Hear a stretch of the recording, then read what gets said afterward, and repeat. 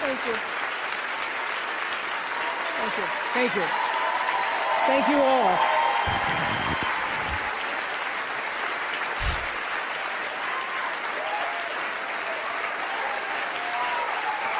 Thank you. Okay. Thank you, Reese. In 1964, I was a little girl sitting on the linoleum floor of my mother's house in Milwaukee, watching Anne Bancroft present the Oscar for Best Actor at the 36th Academy Awards. She opened the envelope and said 5 words that literally made history. The winner is Sidney Poitier.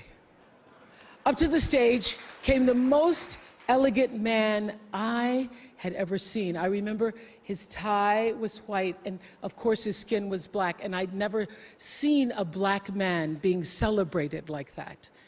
And I have tried many times to explain what a moment like that means to a little girl, a kid watching from the cheap seats as my mom came through the door, bone-tired from cleaning other people's houses. But all I can do is quote and say that the explanation in Sidney's performance in Lilies of the Field, amen, amen, amen, amen. In 1982, Sidney received the Cecil B. DeMille Award right here at the Golden Globes, and it is not lost on me that at this moment, there are some little girls watching as I become the first Black woman to be given this same award.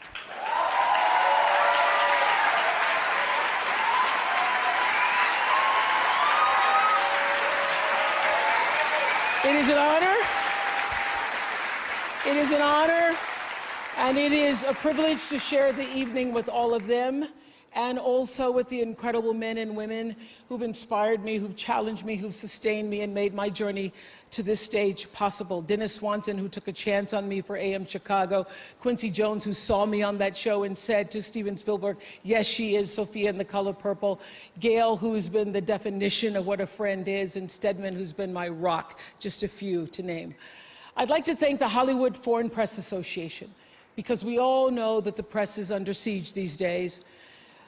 But we also know that it is the insatiable dedication to uncovering the absolute truth that keeps us from turning a blind eye to corruption and to injustice,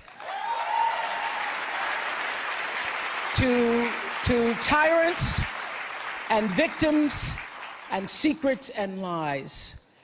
I want to say that I value the press more than ever before as we try to navigate these complicated times, which brings me to this. What I know for sure is that speaking your truth is the most powerful tool we all have. And I'm especially proud and inspired by all the women who have felt strong enough and empowered enough to speak up and share their personal stories. Each of us in this room are celebrated because of the stories that we tell. And this year, we became the story. But it's not just a story affecting the entertainment industry. It's one that transcends any culture, geography, race, religion, politics, or workplace. So I want tonight to express gratitude to all the women who have endured years of abuse and assault, because they, like my mother, had children to feed and bills to pay and dreams to pursue.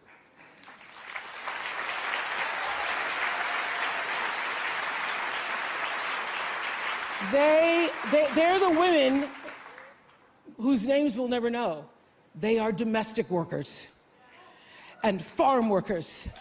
They are working in factories, and they work in restaurants, and they're in academia and engineering and medicine and science. They're part of the world of tech and politics and business. There are athletes in the Olympics, and there are soldiers in the military. And there's someone else, Recy Taylor. A name I know, and I think you should know too. In 1944, Recy Taylor was a young wife and a mother. She was just walking home from a church service she'd attended in Abbeville, Alabama, when she was abducted by 6 armed white men, raped and left blindfolded by the side of the road, coming home from church. They threatened to kill her if she ever told anyone. But her story was reported to the NAACP, where a young worker by the name of Rosa Parks became the lead investigator on her case. And together, they sought justice. But justice wasn't an option in the era of Jim Crow. The men who tried to destroy her were never persecuted. Recy Taylor died 10 days ago, just shy of her 98th birthday. She lived, as we all have lived, too many years in a culture broken by brutally powerful men. For too long, women have not been heard or believed if they dared to speak their truth to the power of those men.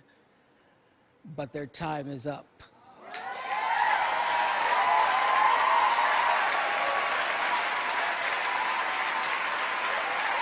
Their time is up.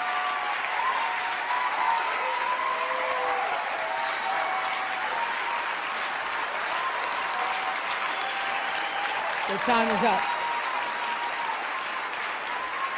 And I just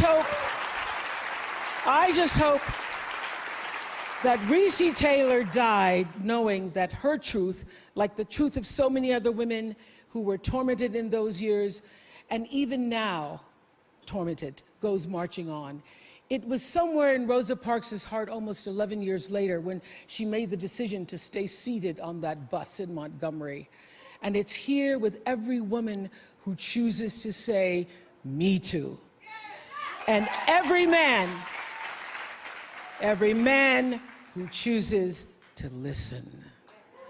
In my career, what I've always tried my best to do, whether on television or through film, is to say something about how men and women really behave, to say how we experience shame, how we love and how we rage, how we fail, how we retreat, persevere, and how we overcome. And I've interviewed and portrayed people who've withstood some of the ugliest things life can throw at you, but the one quality all of them seem to share is an ability to maintain hope for a brighter morning, even during our darkest nights. So I want all the girls watching here and now to know that a new day is on the horizon. And when that new day finally dawns, it will be because of a lot of magnificent women, many of whom are right here in this room tonight, and some pretty phenomenal men fighting hard to make sure that they become the leaders who take us to the time when nobody ever has to say, "Me too," again. Thank you.